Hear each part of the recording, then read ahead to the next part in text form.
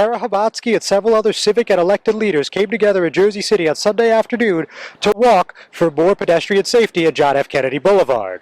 A crowd of about 50 people gathered on the sidewalk in front of St. Dominic Academy, located on 2572 John F. Kennedy Boulevard, before Hrabosky, the Safe Streets JC co-founder, said an emphasis on pedestrian safety is long overdue after 11-year-old George Gonzalez was killed by a jitney bus on Friday morning. And our goal is to promote and encourage and mobilize the administration to make traffic safety in Jersey City a priority. And we thought this is a great place to have this sort of activity because Kennedy Boulevard is pretty much Jersey City's boulevard of death.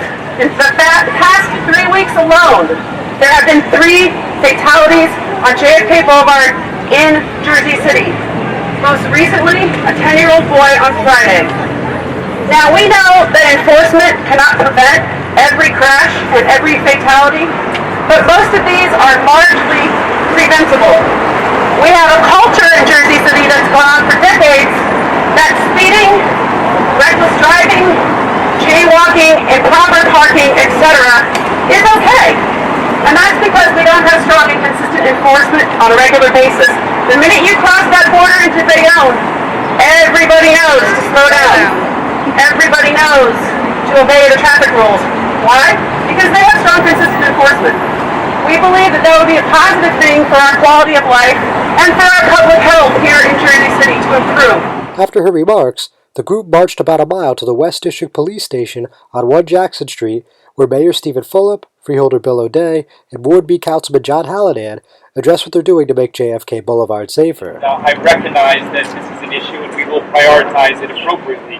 There's no question it was a tragedy last week. On multiple fronts, that was a failure. It was a more complicated issue than just speeding, and I hope we all recognize that.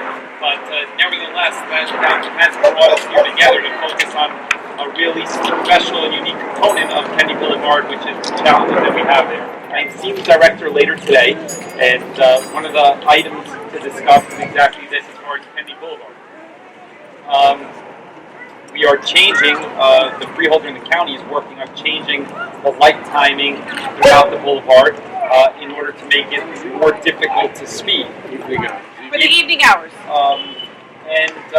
Then we are going to be meeting with some of our federal and state representatives regarding the jitney issue overall. We started a couple of years ago working with Kara and a group just 3 years ago. Time flies. And we've been successful in securing the grant, putting the grant together. We have a time frame which basically will deal with the area from Communicore almost to the square.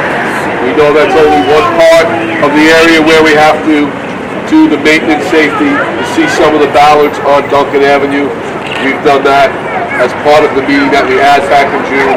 The sheriff's officers have stepped up enforcement since we had the last meeting. Yes, they have. They'll come to the meeting in November and show you the statistics and show how they've stepped up in the enforcement that they've had. You know, the mayor knows where I stand on this and knows how important it is. I live, obviously, just off Kennedy Boulevard. So these are things that I'm not just advocating for, but things I'm very intimately familiar with. So I hope you all know that I am a conduit between you and the administration. So I hope you're all comfortable contacting my office about issues, good and bad.